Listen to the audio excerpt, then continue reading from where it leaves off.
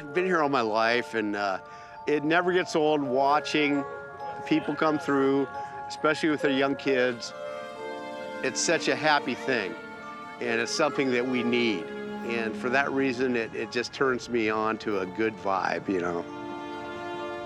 My name is Sean Bethel. I've been here since 1961. I am currently the longest resident in this neighborhood. Well, I'll tell you a little about the history of this. These trees that you're looking at, the Aleppos, the Aldericas, all these trees were small, very small. You could actually stand and touch the top of them when I was 6 years old. So we used to decorate these trees with different bulbs. This kind of bulb was called a C9. They're so bright, you wouldn't need more than 100, 200 lights. Now they use little bulbs, and I've got one in here. It's different these days. If you can see that, that's the difference. Nowadays, it's thousands of lights. I have close to 30,000 here. Yeah, and by tomorrow, maybe a little more. And we can write. No, we're not going to write it. Yes, no, we are not writing it. We first moved to Winterhaven in July of 2020, right at the height of the pandemic, as the mountains were burning. It was not the best timing.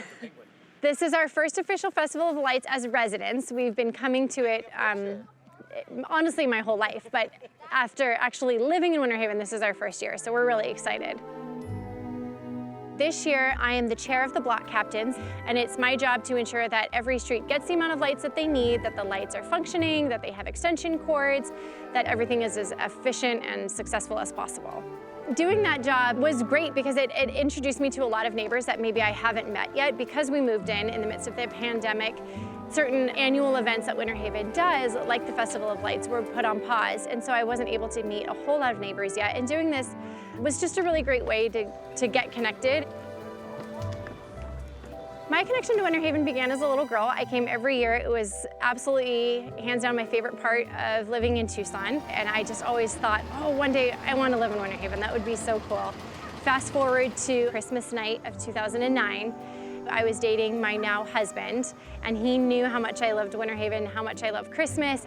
And my favorite place in Winterhaven is the wishing tree, where you write your wish down. And he had surprised me in front of the wishing tree. He had his own tree set up with wishes for us and for our relationship. And he got down on one knee and proposed. And now, living here, we have 3 little girls, and we get to show them, this is where Daddy asked me to marry him. This is where our story began. And so it's just magical. Winterhaven is magical, and it's just always held a very dear place in my heart.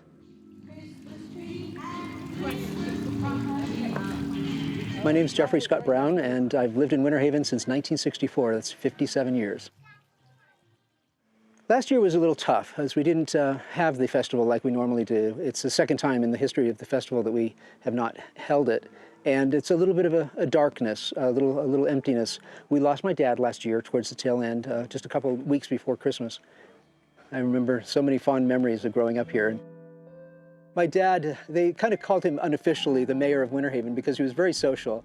And he loved gardening and he loved planting trees. And there's so many of the pine trees in the neighborhood now that he planted.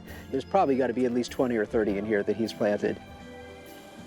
When I'm going through the neighborhood, I'm taking a walk or driving around, it just kind of warms my heart because it's creating beautification. It's a part of him that's still alive, and it's bringing joy to other people, and that's what he instilled in each one of us. I'm the eldest out of 5, and we all do our part in the community and of course, during the festival. And it's a good tribute back to him. It's a legacy that he and Mom have left us. So we wanted to honor and remember Stan and his family for their numerous contributions to the festival with a special award to put in their yard.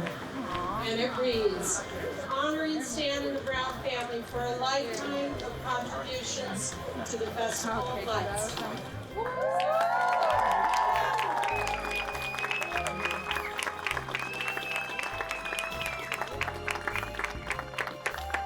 After 57 years, I just want to say that bringing this joy to people is a really special thing, and it's a gift that I really cherish.